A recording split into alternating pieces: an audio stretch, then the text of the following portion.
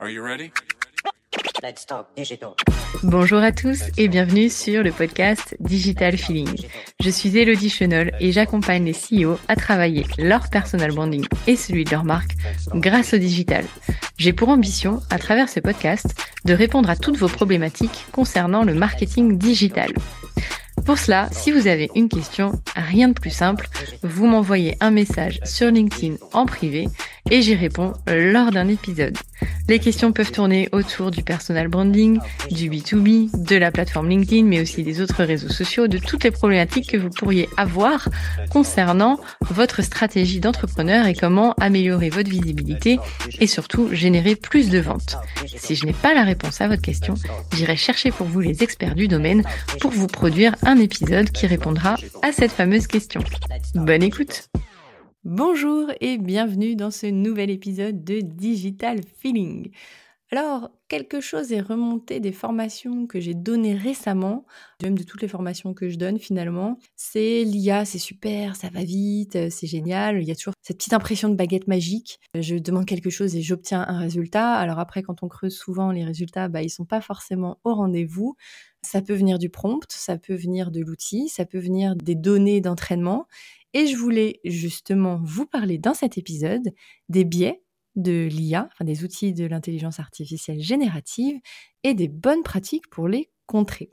Les LLM, donc ChatGPT, Gemini, tout ce qu'on peut utiliser en ce moment, Perplexity, etc., ce sont des outils qui sont entraînés sur des vastes ensembles de données, souvent issus d'Internet, de livres, de documentation, de forums aussi, d'articles scientifiques, de certains médias, de certains réseaux sociaux, etc. Et en fait, ces informations, bien souvent, elles peuvent être biaisées, notamment quand on crawl tout ce qui existe sur les forums et les sites et les réseaux sociaux, on peut avoir une réplication des stéréotypes sociaux, culturels et politiques qui soient présents dans les données d'entraînement, ou alors une surestimation de certaines opinions dominantes et une sous-représentation de groupes marginaux. Une majorité de personnes pensent ça, donc la vérité, c'est ça. Et comme les LLM, ils n'ont pas de contexte, ça reste des outils qui sont probabilistes, s'il y a une plus grande probabilité de type de contenu de telle sorte, pour lui, c'est une vérité mathématique. Donc c'est important de l'avoir en tête et de pouvoir challenger ce que va nous proposer l'outil. Ensuite, il y a les biais culturels et linguistiques. Parce que la plupart des LLM sont entraînés principalement en anglais, sur des contenus occidentaux. Alors nous, Français, on va dire oui, mais on a Mistral. Mistral, c'est un LLM français, certes. Néanmoins, les données d'entraînement, je crois que j'avais vu un chiffre passer, c'était 4% en français. Donc même sur Mistral, la plupart des données d'entraînement, elles sont en anglais. Et à contrario, si je viens d'un pays oriental, donc du coup pas du tout avec du contenu occidental et avec ma langue, ça va être très compliqué de retrouver des informations qui soient cohérentes dans ces LLM qui sont à majorité du coup en anglais et avec des contenus occidentaux. La conséquence, c'est une réduction de la diversité des perspectives et un favoritisme pour les points de vue anglo-saxons, qui revient croiser le biais d'avant qui était avec la surreprésentation d'une certaine pensée.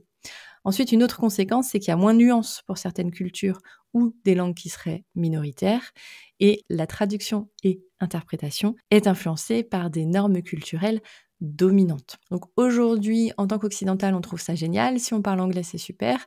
À partir du moment où on sort de ce cadre-là, ça va être moins pertinent.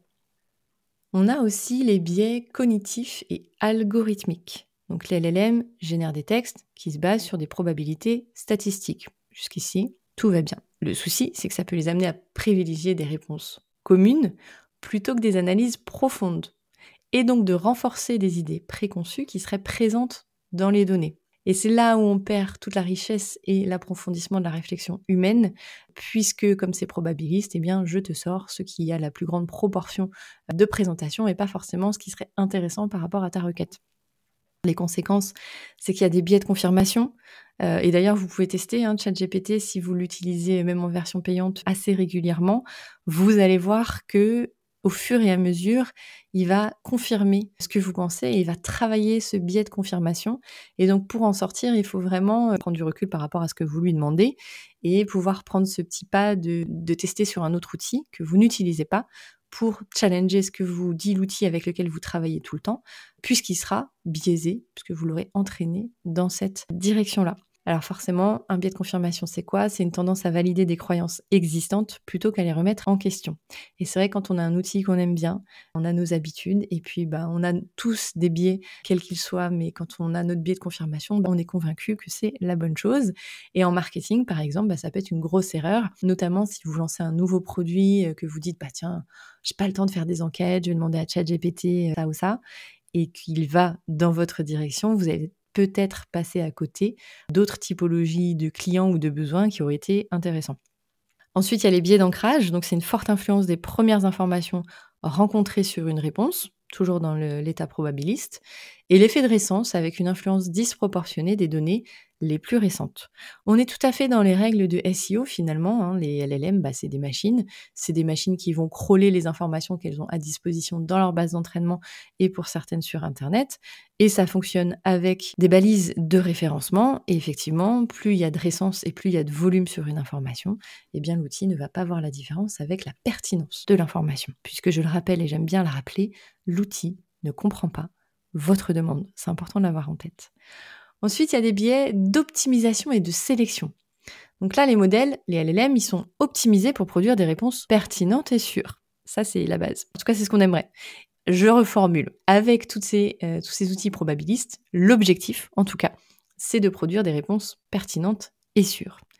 Mais ça peut amener à une surfiltration ou une censure excessive. Par exemple, vous avez une sous-réponse ou une neutralité excessive sur des sujets sensibles. Et je vous donne un exemple juste après. Vous avez un filtrage disproportionné de certaines idées ou des débats controversés. Ou encore, la favorisation d'un langage policé et standardisé, et parfois, souvent, au détriment de la créativité. On l'a vu beaucoup au début, quand on utilisait ChatGPT et qu'on lui demandait de faire de l'humour, c'était une catastrophe. Aujourd'hui aussi, en version gratuite, c'est un humour assez lourd, assez vieux, pas moderne. Donc aujourd'hui, heureusement, j'ai envie de dire, ça donne plus de créativité à l'humain. Mais voilà, il y a encore quand même pas mal d'efforts à faire là-dessus. Et il y a un outil qui a défrayé la chronique, puisqu'en fait, il était développé en open source, moins cher qu'OpenAI, c'est DeepSeek. Alors DeepSeek, il a révolutionné le game en termes de coût, en termes du fait qu'il soit open source et donc utilisable par tout le monde. Mais DeepSeek, pour le coup, c'est un outil chinois. Et lorsqu'on lui demande ce qui s'est passé pour les massacres de la place de Tiananmen en 1989, l'IA refuse tout simplement de fournir des réponses détaillées. Elle va dire « Désolé, je n'ai pas cette information, on peut parler d'autre chose ». Et si vous lui demandez où se trouve Taïwan, eh bien, Taïwan est un pays qui appartient à la Chine. Alors oui, les outils sont biaisés, oui, DeepSeek a défrayé la chronique, mais cette IA est très biaisée de par ses entraînements, par sa censure notamment du gouvernement chinois. Donc en fonction de l'outil que vous allez utiliser, faites bien attention à voir ce sens critique et cet esprit critique de ce que va vous fournir l'outil, puisque nécessairement, là on est sur du contenu qui n'est pas occidental, du coup c'est intéressant. Néanmoins, on a d'autres contraintes qui sont la censure. Je vous dis pas non plus d'aller sur du grok d'Elon Musk, où là il y a zéro censure et ça devient n'importe quoi. Mais voilà, 2 poids, 2 mesures. Ensuite, on a des biais de genre et de représentation sociale. Donc les textes d'entraînement, qui incluent des contenus historiques, culturels et médiatiques, véhiculent souvent des stéréotypes de genre, de race ou de classe sociale. La conséquence, une reproduction involontaire d'inégalités de genre, par exemple une assignation des rôles stéréotypés aux femmes et aux hommes dans les descriptions, ou une sous-représentation ou représentation biaisée de certaines communautés. On a vu jusqu'ici qu'il y avait quand même pas mal de biais. Là, c'est un extrait, il peut y en avoir un petit peu plus, mais mon message avec tous ces biais, c'est que oui, l'IA est un outil incroyable, oui, il est rapide, oui, c'est un outil probabiliste entraîné qui peut apporter des informations hyper intéressantes.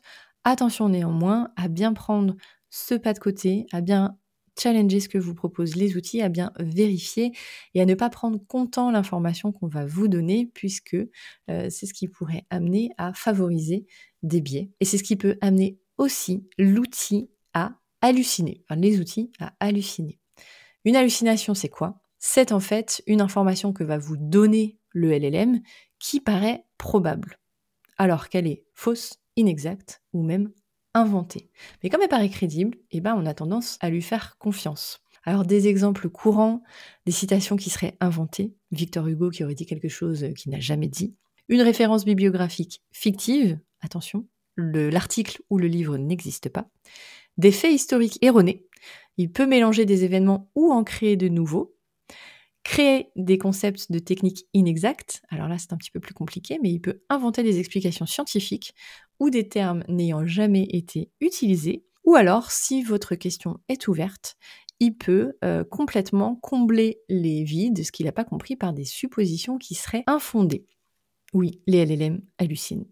Alors les risques de ces hallucinations, c'est de la désinformation et des fake news, de propager de fausses informations si on ne vérifie pas, des problèmes juridiques et scientifiques, un modèle qui aurait inventé des références légales, induisant en erreur un avocat ou un juriste, et d'ailleurs c'est arrivé à un avocat aux États-Unis, il a réalisé sa plaidoirie sur ChatGPT, il n'a pas vérifié, il cherchait un cas de jurisprudence pour son client, et il n'a pas vérifié la source que lui donnait ChatGPT puisque ça lui paraissait probable, sauf que le jour où il a présenté sa plaidoirie au juge, le juge lui a dit « Votre cas de jurisprudence n'existe pas ». Et donc, il a vu qu'il avait utilisé du ChatGPT et cet avocat est dans de beaux draps maintenant. Donc, les bonnes pratiques pour éviter ce genre de situation et pour vraiment avoir ce pas de recul par rapport à ce que va vous proposer les outils d'IA, c'est la vérification des sources. Alors aujourd'hui, on a Perplexity ou ChatGPT qui vont pouvoir vous donner les sources. Cliquez bien sur le lien parce que parfois, entre ce que vous dit le LLM et ce qu'il y a dans le lien, c'est pas tout à fait la même chose. Même là, il peut y avoir une légère interprétation. Ma recommandation, c'est d'aller toujours vérifier, cliquer, croiser les informations que vous a donné l'outil et de lui demander dans vos prompts des références précises. Et si l'outil ne vous donne pas de source par rapport à ce qu'il vient de vous proposer, potentiellement ça pue. Potentiellement, c'est que ça n'existe pas. Ensuite, une autre bonne pratique, évitez de demander des informations que vous ne maîtrisez pas, pour lesquelles vous ne maîtrisez pas le sujet. Si par exemple, je demande à ChatGPT de coder pour moi, ça va être une catastrophe parce que je ne pourrai pas vérifier si le code est bon ou pas. Alors qu'une personne qui est un développeur, lui, tout de suite, il va savoir si le code proposé est bon ou pas. Donc, ma recommandation, c'est de rester dans votre domaine d'expertise, en tout cas pour votre métier, pour poser des questions à l'intelligence artificielle. Maintenant, rien ne vous empêche de creuser des sujets, d'ouvrir, mais ça veut dire que vous revenez au point précédent, vous allez vérifier les sources, vous allez creuser, ou vous allez demander à votre entourage, à des personnes qui maîtrisent le sujet. C'est bien un des soucis avec les étudiants d'ailleurs, c'est qu'ils ne maîtrisent pas nécessairement les sujets et qu'ils vont poser des questions à l'IA et on se dit « Ah, c'est super, je le prends tel quel ». Évitez les questions hors de la capacité des LLM, par exemple, lui donner une URL à lire. Alors maintenant, c'est de moins en moins vrai. On peut donner des URL, notamment à ChatGPT. Et il va pouvoir aller sur le site internet. Gemini, c'est pareil. Copilot, c'est pareil. Voilà, il y a des choses qui ne font pas forcément très bien. Par exemple, ChatGPT, en calcul, il est assez nul, même en version payante. Donc, n'allez pas lui demander de faire des calculs pour vous. Vous avez de fortes chances d'avoir des erreurs. Ce que vous pouvez faire aussi, c'est utiliser des modèles connectés à Internet. ChatGPT maintenant a la fonction Search, Perplexity est connecté à Internet. Aujourd'hui, en réalité, ils le sont quasiment tous. Ce que vous pouvez faire aussi, c'est des formulations de prompts précis et contextuels. On n'a pas parlé de prompts parce que j'ai fait déjà plusieurs épisodes sur le sujet, mais plus vos prompts seront précis, plus il y aura d'informations, moins vous aurez de sources d'erreurs, moins vous aurez de sources ou de potentielles hallucinations. C'est vraiment important de prendre ce temps, de bien prompter, pour éviter après tout ce travail de vérification. Toute proportion gardée, même s'il y a un travail de vérification, même si on doit cliquer sur les liens pour vérifier, même si on challenge, on demande des sources et on reprompte, généralement, on gagne quand même beaucoup de temps à utiliser ces outils d'intelligence artificielle de manière globale. Donc c'est important de se dire qu'il faut vérifier, qu'il faut garder son sens critique, que c'est un outil qui va très vite, très fort et qui vous propose vraiment des alternatives intéressantes, mais c'est vous qui gardez le contrôle. L'IA générative, ce sont des outils, mais c'est bien vous qui êtes aux commandes. Je vous remercie d'avoir écouté cet épisode et je vous dis à bientôt. Thank you. You're welcome. Let's talk digital. J'espère que ce podcast vous a plu.